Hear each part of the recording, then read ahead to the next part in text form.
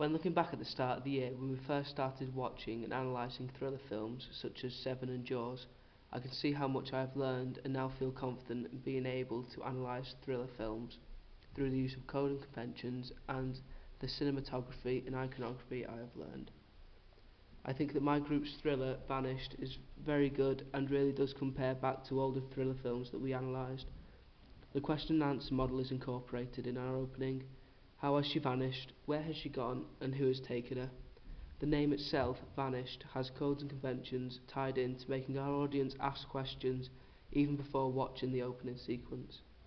There are many reasons why we chose to make the thriller we did. For example, women are seen in these type of films as the weaker sex, so we knew that we would have to have a woman as the main victim. Also, we set the film in an ordinary house on an ordinary street, and this is to let our audience know that something like this could happen to anyone. Also, we need the main character to relate to the Northrop Frye's theory of the heroic romance. This means that the hero of the thriller film is usually just an ordinary person thrown into extraordinary situations, and this relates with our hero, Steve. He is just an ordinary man in an ordinary house when his wife vanishes, and he is forced to commit crimes to save his wife, which launches him into extraordinary situations. We decided to stick to all the codes and conventions of thrillers, and we did this so that people, when watching our sequence, would not get it confused with other genres such as horrors or action. I think that our narrative is very clear. It is a linear narrative, there are no flashbacks or forwards, and the story then picks up from where the credits finish. We have done this so that once again the audience does not get confused before the film really begins. We used a lot of low camera angles at the start of the film, and this was to show our characters' power and dominance in the scene. We've also had a stalker in the first scene. You do not see them, however we have used a point of view shot to show them hiding and watching our character walking to and around the house. We deliberately didn't use a tripod for this as we wanted people to know that there is someone there and it's just not another set-up camera.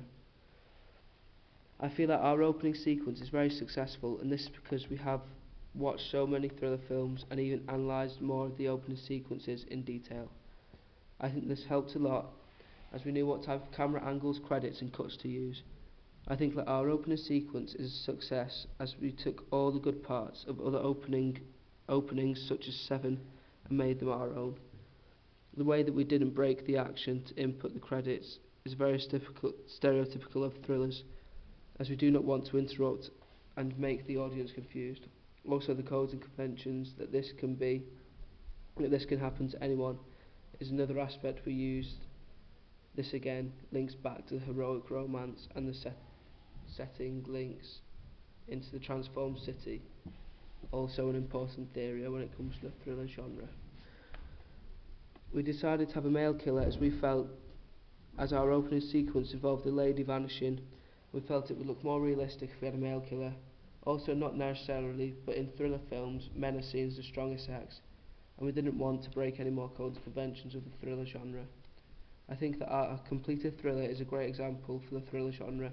It uses dark lighting to keep all answers hidden, and also we use theories by other people such as question and answer model, a transformed city and heroic romance, and it's for reasons such as this in which I feel our thriller was a great success.